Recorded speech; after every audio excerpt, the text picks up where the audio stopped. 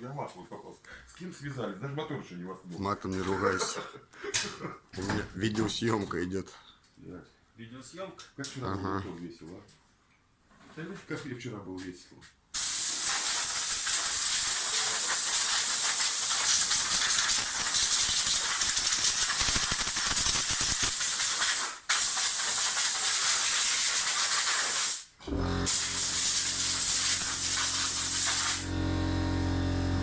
Видеосъемку ведешь? Ага. Сейчас мы занимаемся снижением веса.